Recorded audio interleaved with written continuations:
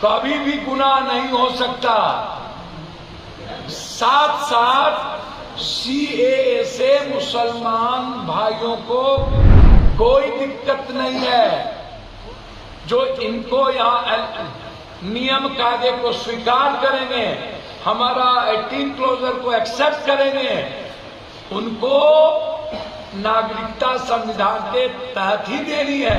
पैदा करने किसी तरह दंगा कर दो, कोई 10 मुसलमान को कहीं खड़ा कर देगा दाढ़ी वाले को, और दंगा करके ये चाहते हैं कि इस इशू को किसी भी तरह हम राजनीतिक हथकंडा बनावे। और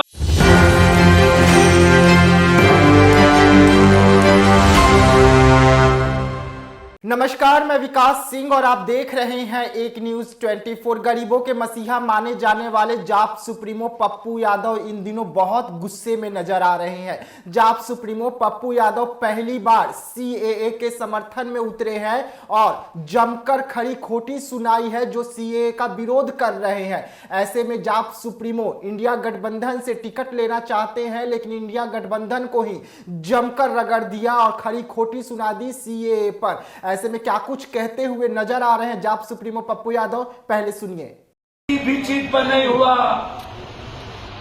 तब इनको लगा कि अब दंगा हो, इसके लिए कोई उपाय अंतिम करो।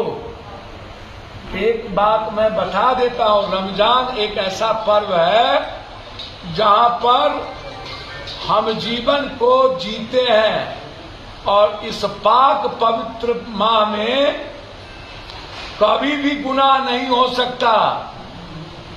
साथ साथ सीएए से मुसलमान भाइयों को कोई दिक्कत नहीं है, वो किसी की भी नागरिकता नहीं ले सकते।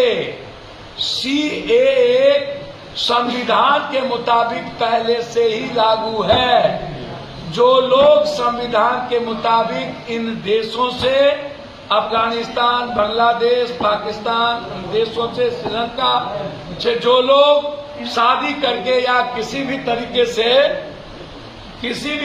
से जिस रिश्ते के तहत आएंगे, 6 सालों में जो इनको यहाँ नियम कायदे को स्वीकार करेंगे, हमारा 18 क्लोजर को एक्सेप्ट करेंगे, उनको नागरिकता संविधान के तहत ही देनी है। संविधान से इतर कोई कानून नहीं हो सकता। मूल ताकत जो संविधान की है वो है समावेशी, सर्वधर्म समभाव वसुधैव कुटुंबकम का। इसीलिए आप इसको समझिए। कोई भी व्यक्ति पप्पू यादव के पास एप्लीकेशन दे सकता है, एक्सेप्ट किसे करना है वो मुझ पर है। तो बीजेपी को जब ये पता है कि नागरिकता किसको देनी है और सरकार आप ही की है, तो फिर ये डर का, भय का वातावरण पैदा करने और जबरदस्ती एक आंख मिचोली का खेल खेलने और पोलराइजेशन के लिए कि हमने ये भी किया है, नफरत पैदा करने, किसी तरह दंगा कर दो, कोई 10 मुसलमान को कहीं खड़ा कर देगा दाढ़ी वाले को, और दंगा करके ये चाहते हैं कि इस इशू को किसी भी तरह हम राजनीतिक हथकंडा बनावे। और अंतिम कल इसीलिए इसको किया गया, नहीं किया जाता। चुनावी बांड में जो सुप्रीम कोर्ट ने कहा, मैंने पहले कहा आपको, एसबीआई इंडिया में ही है ना नरेंद्र मोदी जी। 26 दान में एसबीआई में पता नहीं चला, स्विस बैंक तो 10 साल में नहीं पता चला आपको। अब काला धन और नोटबंदी का ब्लैक मनी, एसबीआई का भी पता नहीं है। आज कोर्ट में हलफनामा दायर करना है और चुनाव आयोग को कल पूरा का पूरा अपने वेबसाइट पर डालना है कि किसने दिया 7,000 करोड़, उसके पीछे क्या कारण है।